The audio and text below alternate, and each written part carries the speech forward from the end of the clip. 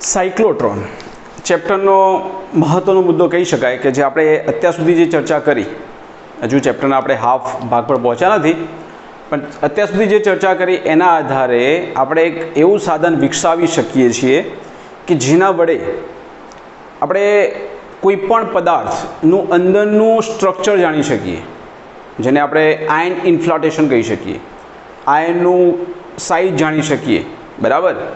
એવા ઘણા બધા ઉપયોગો છે એના કે આપણે એક કોઈ કણને વીજભારિત કણ કરી શકાય, જેને વીજભારિત કરી શકાતો હોય એવા કણો, દાખલા તરીકે ઇલેક્ટ્રોન, પ્રોટોન, ડ્યુટેરોન, આલ્ફા કણ, આ બધાને આપણે પ્રવેગિત કરવાનો, એટલે કે ઘણી બધી ઉર્જા સાથે એને બહાર કાઢી અને કોઈ વસ્તુ પર એને પ્રતાડન કરીશું, એ વસ્તુનો આપણે અભ્યાસ કરી શકીએ. સાથે સાથે એનો ઉપયોગ મેડિકલ ક્ષેત્રે પણ કરવામાં આવે છે. કોઈ વસ્તુનું નિદાન કરવા માટે, દાખલા તરીકે કેન્સરની ગાંઠ થઈ છે, અત્યારે ઉપયોગ નથી કરતા આનો, પણ પહેલાંના સમયમાં જ્યારે આપણી જોડે એટલી બધી ટેકનોલોજી નહોતી ત્યારે આપણે એની અંદર એ કણને એના પર પ્રતાડન કરવામાં આવતું અને અંદરની ફોટોગ્રાફી આપણને પ્રાપ્ત થતી. કોઈ ન્યુક્લિયર કણો છે તો ન્યુક્લિયર કણોનો અભ્યાસ કરવા માટે, રેડિયો એક્ટિવ પદાર્થો માટે આ સાધનનો બહુ જ ઉપયોગ કરવામાં આવતો હતો. અત્યારે એની ઓરમાં ઘણા બધા સાધનો અવેલેબલ છે. આ સાધન બહુ જ મોટી સાઇઝનું હતું. એની અંદર સાવચેતી પણ એટલી જ રાખવી પડતી હતી, કારણ કે એમાં અનુનાદની ઘટના જાળવવાની હતી અને એમાં બહુ જ ઊંચી આવૃત્તિ, લગભગ 10⁹ હર્ટ્ઝ, 10⁹ એટલે 1 ગીગાહર્ટ્ઝની આસપાસ આવૃત્તિનો ઉપયોગ કરવામાં આવે છે. તો ત્યાં સમાન ચુંબકીય ક્ષેત્ર જાળવી રાખવું, અનુનાદની ઘટના બનાવવી, હું તમને સમજાવું છું એમાં શું કરવાનું છે. એ થોડું મુશ્કેલ કામ હતું. આપણે સમજીએ, અત્યારે ઉપયોગ નથી કરતા એનો, પણ આપણો પાયાનો સિદ્ધાંત છે આ. તો એ કેવી રીતે આવેલું છે એની હું બેઝિક વાતો કરીશું, અને પછી આપણે એ પ્રશ્ન કેવી રીતે પૂછાય હું તમને એનો ફોટો આપી દઈશ. આમાં હું માત્ર ને માત્ર બધું લખવા જઈશું તો અહીંયા પૂરું નહીં થાય, એટલે એની મૂળ વસ્તુ શું છે પહેલાં એ ચર્ચા કરી લઈએ. સાયક્લોટ્રોન બનાવ્યું કેવી રીતે, પહેલી વાત એ તો સાયક્લોટ્રોન બનાવવું હોય તો તમારે અહીંયા એનો ઉપરનો આડછેદ વિચારીએ તો આ ટાઈપનો આવશે, કે એમાં આ રીતે હોય. અહીંયા ડી આકારમાં અડધો ભાગ આ અને અડધો ભાગ આ, એક ડી આ એક ડી, એટલે બે ડી પોલાણવાળી પ્લેટો છે, બરાબર. વચ્ચે પોલાણ છે, થિકનેસ હશે ચોક્કસ. આ બહુ મોટી સાઇઝની વસ્તુ છે, એક મોટા ઓરડાની અંદર આવે એવી વસ્તુ. એની આસપાસ આપણે મેગ્નેટિક ફિલ્ડ જોઈએ, બહુ મોટું ફિલ્ડ, કે સમાન બધી જગ્યાએ આપણને મેગ્નેટિક ફિલ્ડ એક સમાન મળી રહે. એટલે ક્ષેત્રરેખાઓ અહીંયા જતી હોય તો એસમાંથી એન આમ, બરાબર, સમાન મેગ્નેટિક ફિલ્ડ મળી રહે. બહુ મોટી સાઇઝની પ્લેટો છે આ, ચુંબકની મોટી મોટી દિવાલો હોય એ ટાઈપની. આની અંદર પહેલી વાત એ છે, આ ડી આકારની બે પ્લેટો છે, અંદર પોલાણ છે, વચ્ચે થોડી ગેપ રાખેલી છે, બરાબર. અહીંયા સમાન ચુંબકીય ક્ષેત્ર જાળવી રાખવાનું છે અને આ બંને પ્લેટોને આપણે ઊંચું એસી વોલ્ટેજ આપવાના છે, બહુ ઊંચી આવૃત્તિ આપવાની છે. એટલે એ બેને આપણે પ્રવેગિત કરવાના છે બહુ હાઈ વોલ્ટેજથી, બરાબર છે. આ આપણું એસી ઉદ્ગમ, જ્યાં આવૃત્તિ કયા ક્રમની હોઈ શકે તો ગીગાહર્ટ્ઝ ક્રમની આવૃત્તિ હોઈ શકે. જે કણને પ્રવેગિત કરવાનો છે એ કણને આપણે વચ્ચે મૂકવાનો છે. જેને પણ પ્રવેગિત કરવો હોય, દાખલા તરીકે પ્રવેગિત કોને કરશો તો જે વીજભાર ધરાવતું હોય, એટલે ઇલેક્ટ્રોન, પ્રોટોન, પછી તમે લઈ શકો છો ડ્યુટેરોન, અને બીજું લઈ શકો છો તમે આલ્ફા કણ. વીજભારની તમને ખબર છે, ઇલેક્ટ્રોન બોલવું એટલે એનો વીજભાર -E, પ્રોટોન એટલે +E, બરાબર. ડ્યુટેરોનનો મતલબ થાય 1H2, બરાબર.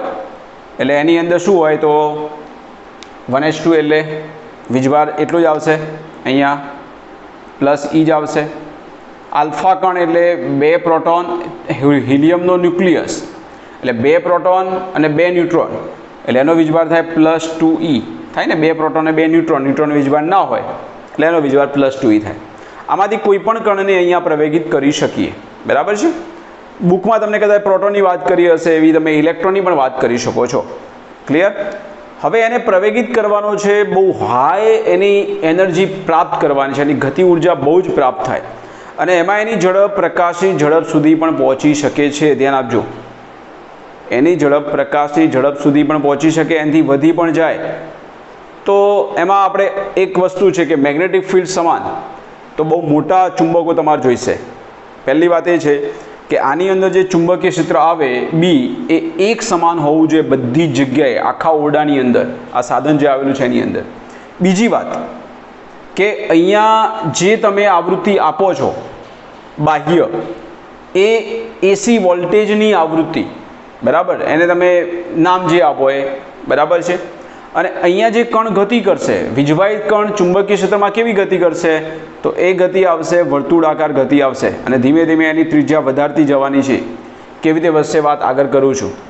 તો એ જે કણ ગતિ કરતો હોય એ ગતિ કરતા કણની આવૃત્તિ પણ આના જેટલી જ આવવી જોઈએ. એટલે ગતિ કરતો કણ, ગતિ કરતા કણની આવૃત્તિ એટલે સાયક્લોટ્રોનમાં રહેલો કણ, એની આવૃત્તિ તમારે આવશે ન્યુ ઓફ સી, એવો શબ્દ વાપરીશું. ન્યુ ઓફ સી એટલે સાયક્લોટ્રોનમાં આવેલ વીજવાહિત કણની આવૃત્તિ. અને અહીંયા તમે બાહ્ય વોલ્ટેજ જે આપ્યા છે એની આવૃત્તિ, દાખલા તરીકે બોલું ન્યુ ઓફ એ, નામ જે આપો એ બંને આવૃત્તિ ઇક્વલ બનાવવાની છે. આ બીજી કન્ડિશન. એટલે કઈ ઘટના બનાવવાની છે? બે આવૃત્તિ ઇક્વલ કરી એટલે શું કરવાનું છે? ત્યાં અનુનાદની ઘટના ત્યાં નિર્માણ કરવાની છે. આ બે વસ્તુ સચવાય તો જ આ સાધન કામનું. જો આ બે વસ્તુ ન સચવાય તો આ સાધન કોઈ જ કામનું નથી. સમજ પડી ગઈ? સાયક્લોટ્રોન બનાવવો એટલે બહુ મોટી સાઇઝનું સાધન છે. એની અંદર આખા ઓરડાની અંદર મીન્સ આખા સાયક્લોટ્રોનમાં બધી જ જગ્યાએ મેગ્નેટિક ફિલ્ડ ઇક્વલ હોવું જોઈએ, ચુંબકીય ક્ષેત્ર એક સમાન હોવું જોઈએ. બીજી વાત, જે બે ડીઝ જે છે, બે ડી પ્લેટો જે છે, એને જે બાહ્ય તમે આવૃત્તિ આપી છે એ આવૃત્તિ અને એમાં રહેલો કણ જે ગતિ કરે છે એ બેની આવૃત્તિ સમાન રહેવી જોઈએ. તો તમને એમ થશે કે અંદર રહેલો કણ જ્યારે ગતિ કરશે તો ગતિ કરે છે સાથે સાથે એની ત્રિજ્યા પણ બદલાય છે. તો ગતિ કરશે એટલે વેગમાન બદલાશે, વેગમાન બદલાશે એટલે ત્રિજ્યા બદલાશે, એની ગતિ ઉર્જા વધતી જશે ધીમે ધીમે. તો આવૃત્તિ જે છે, આપણે સમીકરણ તારવેલું છે, આવૃત્તિ એની ત્રિજ્યા કે એના વેગમાન કે ઉર્જા પર આધારિત નહીં હોય, બરાબર છે. એ આપણે જોઈશું. મેગ્નેટિક ફિલ્ડ ઇક્વલ હશે, વીજભારનું મૂલ્ય સેમ હશે, તો એની આવૃત્તિ બદલાવાની નથી. એ આપણે પ્રૂવ કરેલું છે. અને એ પ્રૂવ કેવી રીતે કરેલું છે આગળની થિયરીમાં આપણે ચર્ચા કરેલી છે ગઈકાલે, બરાબર, લેક્ચર 3ની અંદર. તો મિત્રો આ પહેલાં નોટ કરી લો કે આ સાધન જ્યારે બનાવો છો તો બે કન્ડિશન, સમાન ચુંબકીય ક્ષેત્ર અને બીજી વાત અનુનાદની ઘટના ત્યાં જળવાવી જોઈએ. અનુનાદ કોની જોડે થશે? તો બાહ્ય જે તમે વોલ્ટેજ આપો છો એ અને અંદર એ કણ જે ગતિ કરે છે એ બેની આવૃત્તિ સમાન થવી જોઈએ. ક્લિયર મિત્રો?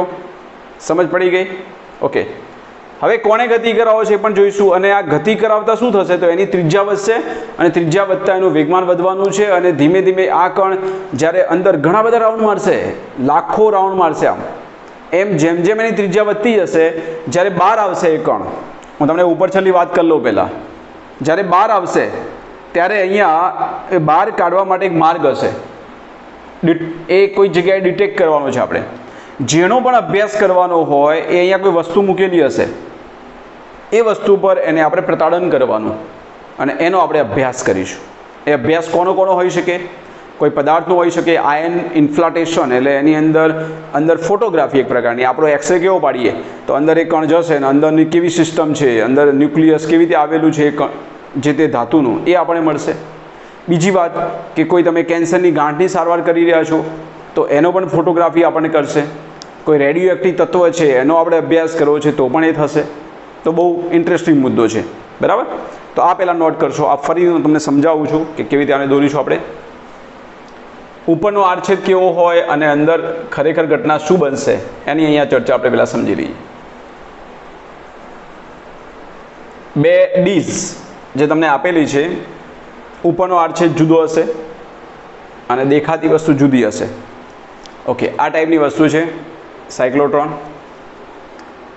બે ડીઝ જે આ રીતે આવેલી છે, બરાબર.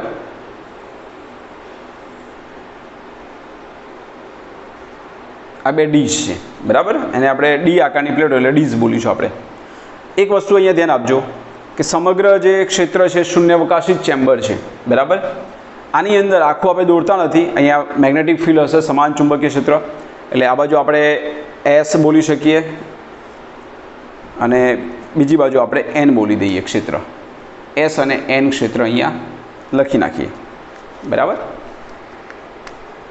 S N, clear. હવે આની અંદર આની સાથે જે આપેલું છે આપણને હાઈ વોલ્ટેજ, બહુ ઊંચી આવૃત્તિ આપણે લઈશું. કેવી? તો ગીગાહર્ટ્ઝ ક્રમની આવૃત્તિ આને આપીશું. એ આવૃત્તિના નામ જે આપેલું હોય આપણે બુકમાં જે હોય, કદાચ આવું પણ હશે, ન્યૂ ઓફ એ. એની આવૃત્તિ જે છે ન્યૂ ઓફ એ છે, ઝડપ નથી હા, ન્યૂ. અને જે કણને તમારે પ્રવેગિત કરવાનો છે એને આપણે વચ્ચે મૂકી દેવાનો. દાખલા તરીકે તમે પ્રોટોન મૂક્યો છે એટલે પ્લસ ક્યુ વીજભાર મૂક્યો છે, બરાબર છે. શું થાય? આ એસી આવૃત્તિ છે એટલે પ્લસ માઇનસ બદલાતું રહે કન્ટિન્યુ. એક વાત બીજી નોટ કરી લેજો, જે અંદરનો ભાગ છે ડીઝની અંદરનો, ત્યાં કોઈ જ વિદ્યુત ક્ષેત્ર હાજર નથી. સમજી લેજો, આની અંદર કોઈ વિક્ષેત્રને મળશે નહીં. હા, ચુંબકીય ક્ષેત્ર એક સમાન. આની અંદર વિક્ષેત્ર નથી એટલે ત્યાં એ વીજભાર વિચલિત થવાનો નથી. પણ વચ્ચેનો ભાગ જે છે આ ડીઝની વચ્ચેનો, ત્યાં આવશે ને જ્યારે વીજવાહિત કણ, ત્યારે એ વિચલિત થશે, ત્યાં એને ક્ષેત્ર મળશે. એટલે વિદ્યુત ક્ષેત્ર ક્યાં છે તો નોટ કરી લઈએ આપણે. વિદ્યુત ક્ષેત્ર જે છે,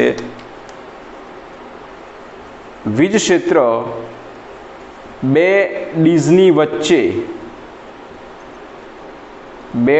વચ્ચે જ છે. એટલે કે અંદરના ભાગમાં નથી. અંદરના ભાગમાં વીજ ક્ષેત્ર ગેરહાજર, એનો મતલબ કે ત્યાં પ્રવેગિત નહીં થાય આ કણ. હવે આ તો બહુ ઊંચી આવૃત્તિ છે. જ્યારે આ કણ મૂક્યો, હવે આ સ્ટાર્ટ કરશો એટલે થશે શું? તો સમજી લો કે એક ચોક્કસ સમયે આ પ્લેટ ઋણ બની અને આ પ્લેટ ધન બની. આ તો એક સેકન્ડમાં કેટલી વખત ઘટના બની જાય, કારણ કે ગીગાહર્ટ્ઝ ક્રમની આવૃત્તિનો મતલબ તમને સમજ પડે છે. આપણા ઘરે 50 હર્ટ્ઝ આવૃત્તિ આવતી હોય તો એનો મતલબ શું થાય? એસી વોલ્ટેજ એટલે કન્ટિન્યુ બદલાય. ડીસીમાં પ્લસ માઇનસ ફિક્સ હોય. આવો સિમ્બોલ કેમ કર્યો મેં? આમાં કોઈ પ્લસ નથી, કોઈ માઇનસ નથી. જ્યારે ડીસી બોલતો હોવ તો એક પ્લસ હોય, એક માઇનસ હોય, ફિક્સ. તો આપણા ઘરે 50 હર્ટ્ઝ આવૃત્તિ આવતી હોય તો 50 વખત પ્લસ માઇનસ થાય છે. તો 10⁹ ગીગાહર્ટ્ઝ 10⁹ હર્ટ્ઝ આવૃત્તિનો મતલબ શું થાય? 1 ગીગાહર્ટ્ઝ. એટલે તો એક સેકન્ડમાં એટલી વખત પ્લસ માઇનસ થાય. તો તમે સમજો કે એક સેકન્ડમાં આ જે વીજવાહિત કણ વચ્ચે મૂક્યો એની હાલત શું થતી હશે? એટલી વખત રાઉન્ડ મારશે. કેવી રીતે? તો સ્લો મોશનમાં વિચારીએ આપણે. કોઈ ચોક્કસ સમયે આ ઋણ છે ને આ ધન છે, બોલીશું એટલામાં તો પ્લસ માઇનસ કેટલી વખત થઈ ગયું હશે. પણ કોઈ ચોક્કસ સમયે આ ઋણ છે ને આ ધન છે, તો થશે શું? તો આ વીજભારિત કણ કઈ બાજુ જશે? તો વીજભારિત કણ એ આ ઋણ છે તો આ બાજુ ખેંચાશે, ધન છે એટલે. સમજ પડી? વચ્ચેના ભાગમાં ક્ષેત્ર છે એટલે આ બાજુ ખેંચાયો એટલે આમ ગયો આ વીજભારિત કણ. અંદર વિદ્યુત ક્ષેત્ર નથી. અંદર વિદ્યુત ક્ષેત્ર નથી તો થશે શું? ધ્યાન આપો. અહીંયા અંદર આમ ગયો, અહીંયા પ્રવેગિત ખરો. અંદર ગયા પછી એની ત્રિજ્યા અચળ થઈ જશે, કેમ કે અંદર વિદ્યુત ક્ષેત્ર નથી. જેવો બહાર આવશે, બહાર ક્યારે આવશે? કોઈ ચોક્કસ સમયે આ પ્લસ બની અને માઇનસ બની પ્લેટ, તો આ કણ ક્યાં જવા પ્રયત્ન કરે? તો આ કણ આ બાજુ જવા પ્રયત્ન કરશે. વચ્ચેના ભાગમાં આવશે એટલે અહીંયા ત્રિજ્યા થોડીક વધશે, કેમ કે વચ્ચેના ભાગમાં વિદ્યુત ક્ષેત્ર હાજર છે. અંદર ત્રિજ્યા પાછી અચળ. દોરવામાં થોડું જુદું લાગશે, અંદર આપણે રાઉન્ડ રાઉન્ડ બતાવવાનું, બરાબર? ના સમજાવું તમને. ફરી પાછું શું થયું? આ પ્લેટ માઇનસ, આ પ્લેટ પ્લસ, એટલે ફરી પાછું આ બહાર આવશે એટલે અહીં થોડી ત્રિજ્યા વધશે. એમ કરતાં કરતાં કરતાં એની ત્રિજ્યા વધતી જશે. ત્રિજ્યા કેમ વધી? વિદ્યુત ક્ષેત્ર હાજર હોય, બરાબર છે. આપણે જાણીએ છીએ કે આપણે ગઈકાલે જે સૂત્ર ભણ્યા હતા કે આર બરાબર આવું ભણ્યા હતા, mv/qb. આવું સમીકરણ આપણે પ્રાપ્ત કર્યું હતું, બરાબર? mv/qb, m ફોર માસ, v ફોર વેલોસિટી. ઝડપ વધશે એટલે ત્રિજ્યા વધવાની. q અને b અચળ છે. તો એનો મતલબ એમ કે r ચલે છે v, ઝડપ વધશે એટલે ત્રિજ્યાની વધવાની છે, અથવા એમ બોલો કે ત્રિજ્યા વધી એટલે ઝડપ વધી, અને ઝડપ વધી એટલે એની ગતિ ઉર્જા વધી, એટલે એ કણ વધુ ઝડપથી ગતિ કરે છે તો એની કાઇનેટિક એનર્જી કન્ટિન્યુ વધતી જાય છે. સમજ પડી ગઈ? આ એનો બેઝિક પ્રિન્સિપલ છે. વચ્ચેના ભાગમાં વીજ ક્ષેત્ર હાજર છે, અંદર વીજ ક્ષેત્ર નથી, તો એ દરમિયાન વચ્ચેના ગાળામાં આવશે એટલે ક્ષણિક ત્રિજ્યા વધતી જશે, પ્રવેગિત થતો જાય, પણ અંદરના ભાગમાં ત્રિજ્યા એની અચળ રહે એટલે ધીમે ત્રિજ્યા વધતી જશે. 1 સેકન્ડમાં કેટલાય રાઉન્ડ મારશે, અને થોડાક સમયની અંદર એટલા બધા રાઉન્ડ અંદર મારશે ને એટલી બધી ગતિ ઉર્જા વધી જશે કે એની ઝડપ પ્રકાશની ઝડપ સુધી પણ પહોંચી શકે, અને એનાથી વધી પણ જાય. અને વધી જાય તો શું થાય ખબર છે? જો વીજભારિત કણની અથવા આપણી પણ ઝડપ પ્રકાશની ઝડપ કરતાં વધી જાય તો પદાર્થનું દળ બદલાય. આવું ક્યારે સાંભળ્યું હતું? મેં તમને 11માં વાત કરી હતી. પેલું વિમાનવાળું ઉદાહરણ યાદ છે કે 2 બાળકો જન્મેલા હોય, એકને વિમાનમાં મૂકી દઈએ કે જેની ઝડપ પ્રકાશની ઝડપ જેટલી હોય, અને એક જમીન પર પૃથ્વી પર રહે તો શું થાય? તો આઈન્સ્ટાઈને જે વાત કરી હતી અને સાપેક્ષવાદની અંદર કે એ જે કણ જે છે અથવા એ વ્યક્તિ જે છે એના પર જે સમય છે એ સમયની અસર થતી નથી. એવી રીતે એનું કારણ એ અલગ છે, પણ પ્રિન્સિપલ આ જ લાગશે કે કોઈ પણ પદાર્થ જે છે એની ઝડપ જો પ્રકાશની ઝડપ કરતાં વધી જાય તો એનું દળ બદલાઈ જાય. દળ બદલાય એવું આપણે ક્યારેય સાંભળ્યું નહોતું, પણ દળ બદલાઈ શકે જો એની ઝડપ પ્રકાશની ઝડપ કરતાં વધી જાય તો.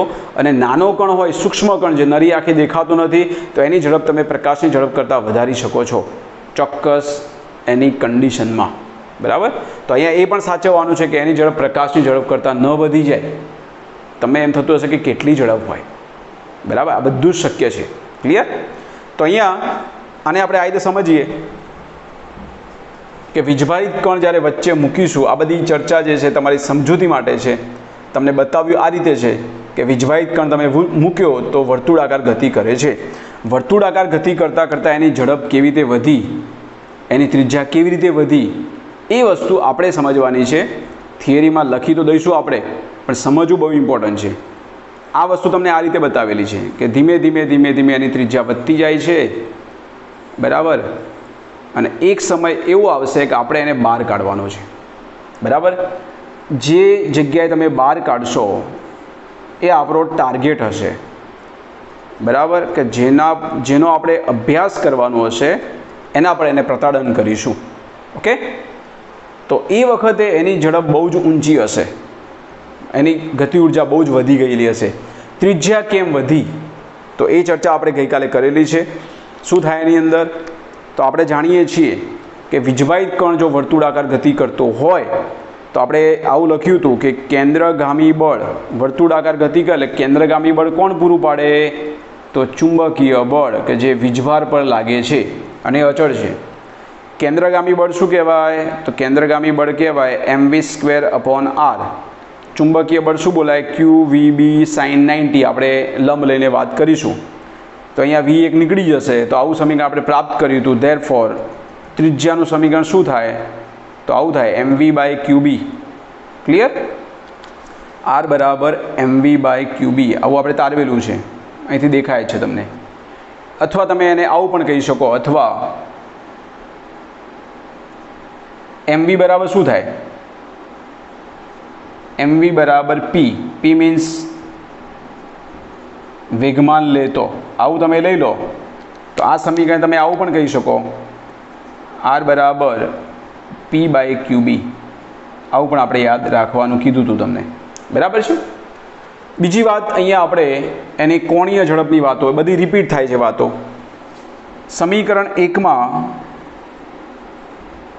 આપણે v બરાબર r ઓમેગા લેતો, v બરાબર r ઓમેગા, તો શું થાય?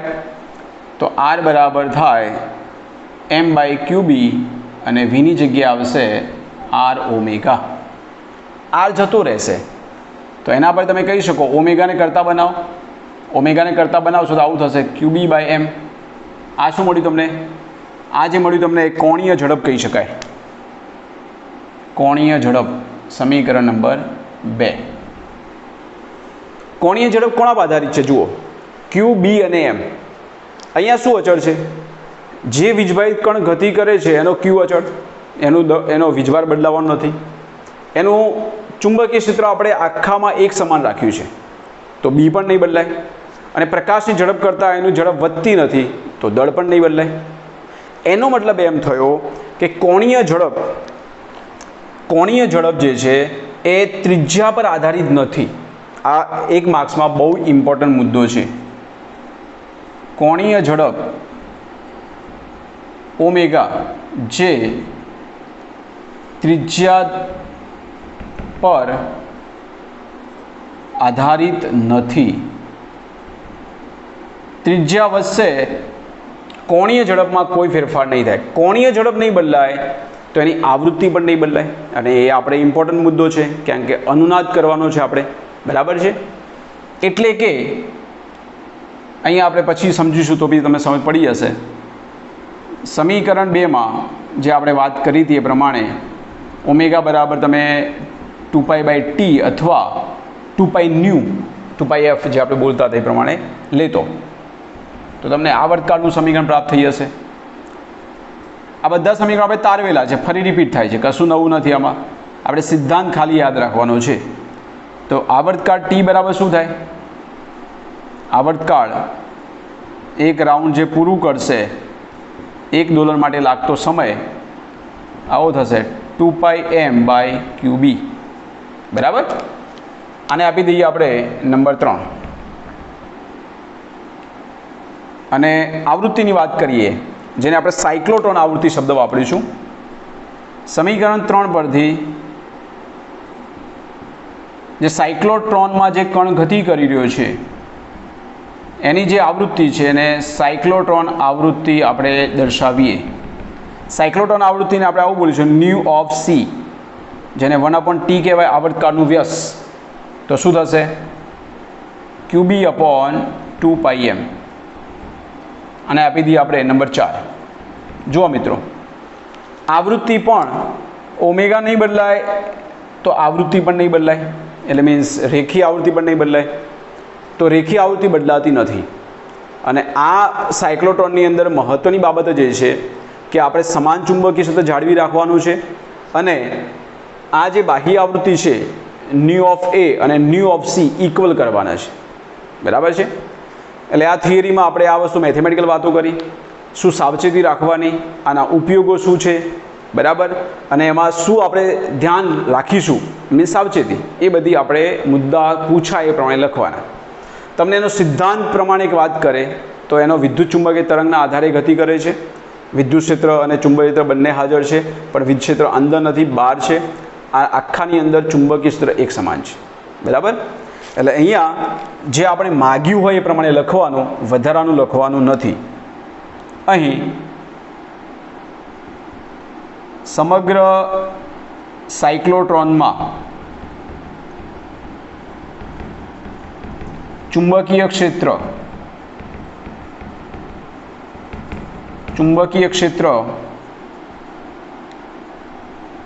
એક સમાન હોવું જોઈએ.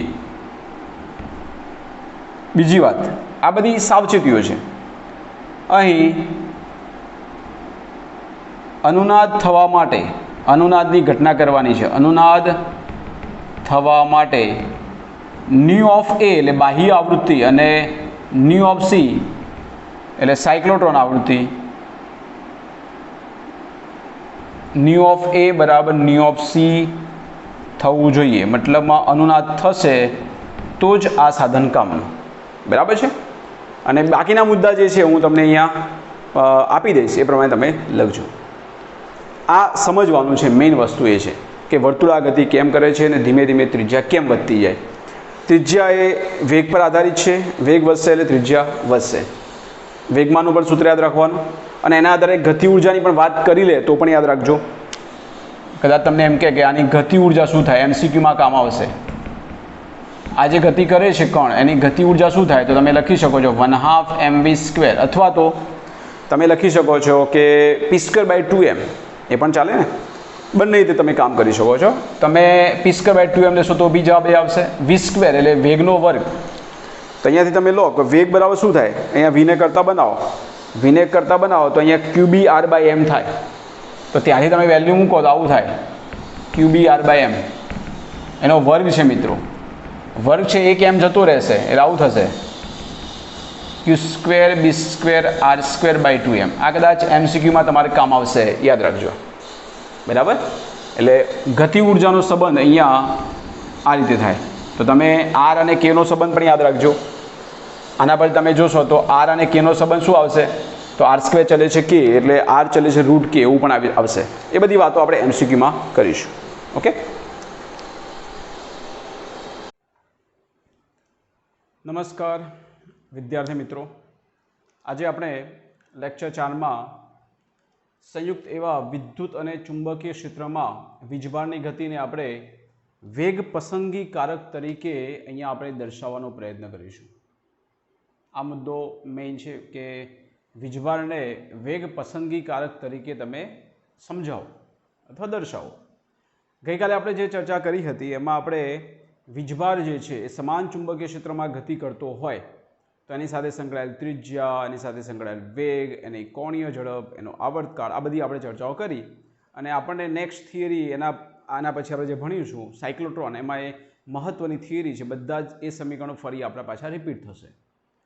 આપણે અહીંયા જે વાત કરવી છે, આ મુદ્દો શું કહેવા માગીએ છીએ, તો આપણે ગતિને સમજીએ અને એના પરથી તમે સમજશો કે આપણે વીજભારને એક ચોક્કસ દિશામાં ગતિ કરાવવો છે, એ વર્તુળાકાર ગતિ ન કરતો હોય એવું ક્યારે બની શકે, અને એના આધારે એની ચોક્કસ ઝડપ આપણને જે પ્રાપ્ત થાય, અલગ અલગ જે વીજભારિત કણ હોય એ બધાની ઝડપ સમાન થાય, કોઈ અલગ અલગ દિશામાં ગતિ ન કરે, એ ચોક્કસ દિશા એને મેળવવી હોય.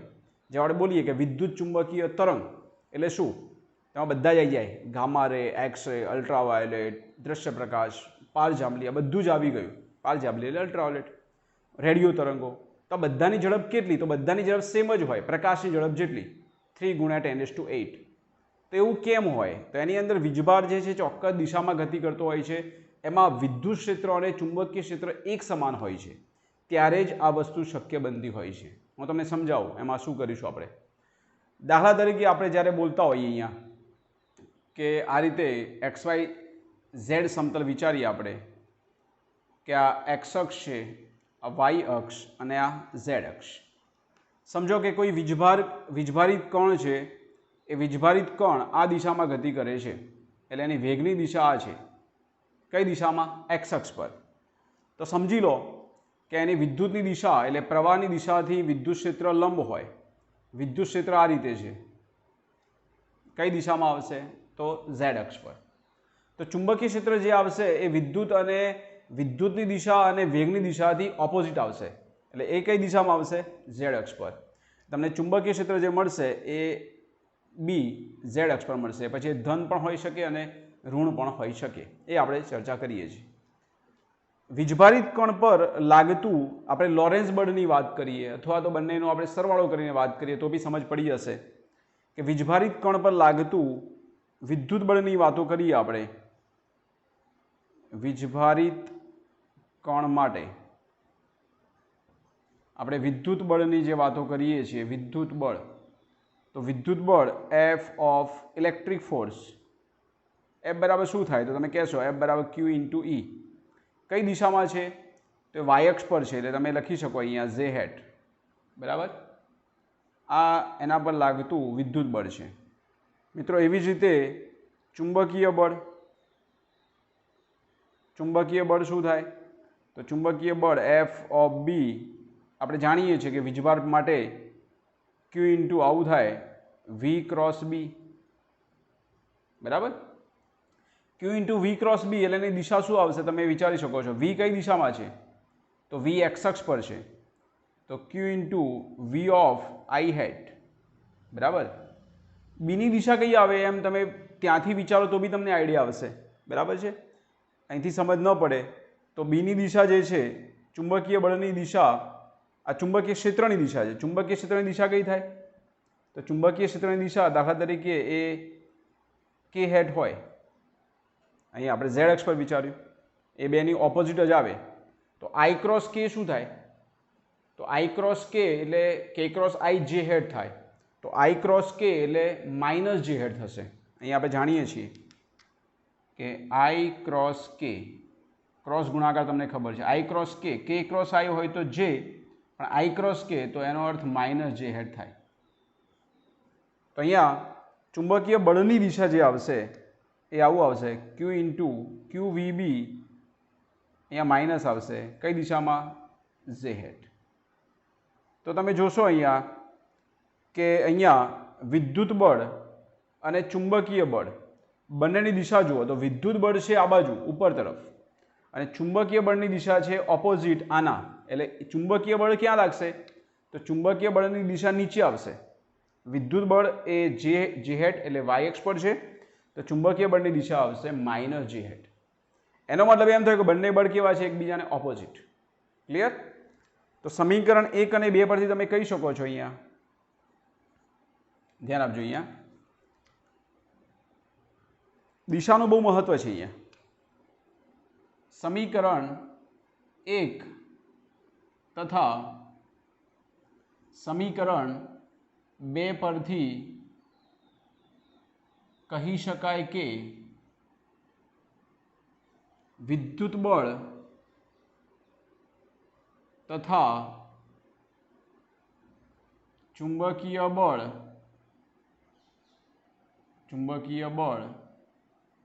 એકબીજાની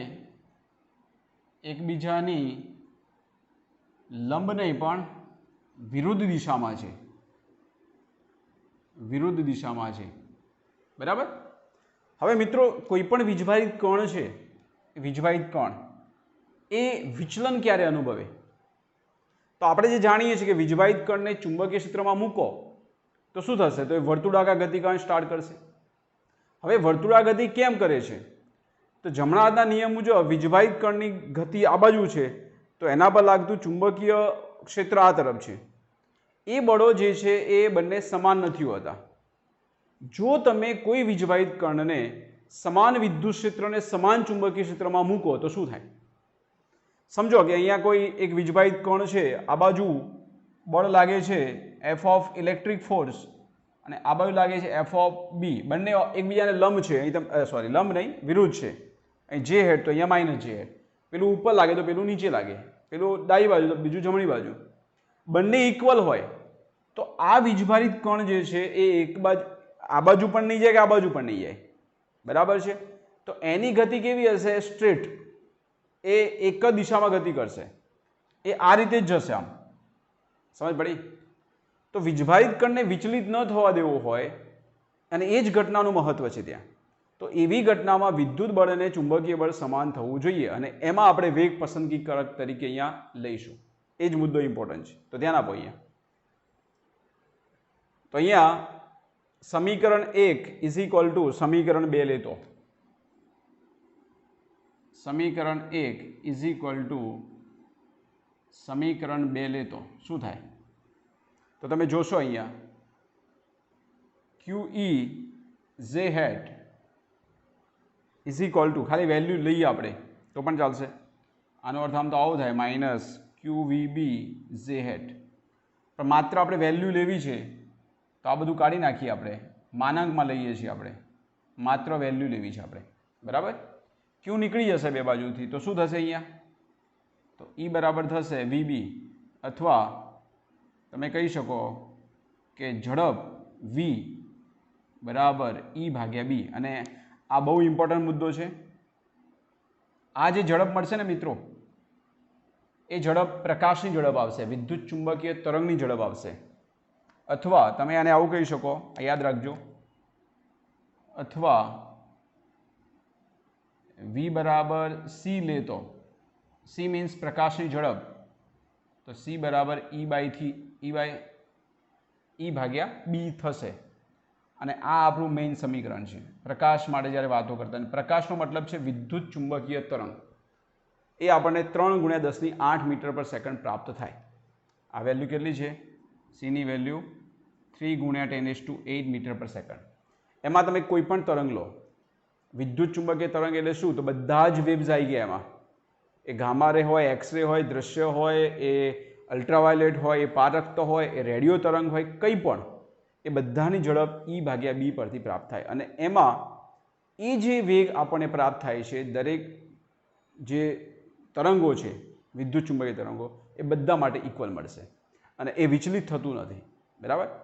આ વસ્તુનો સૌપ્રથમ ઉપયોગ જે થોમ્સન નામના વૈજ્ઞાનિકે ઇલેક્ટ્રોન માટે કર્યો હતો અને ઇલેક્ટ્રોન માટે એમને E/mનો ગુણોત્તર પ્રાપ્ત કર્યો હતો.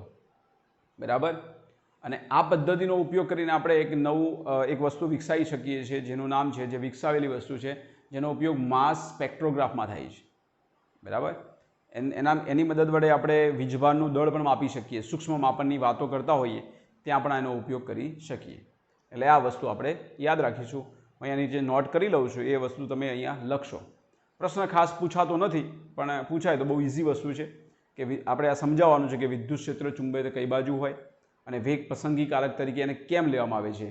વેગ એ ઇક્વલ મળે આપણને દરેક દિશામાં, વિચલન ન અનુભવે, એની આ વાતો હવે કરીશું.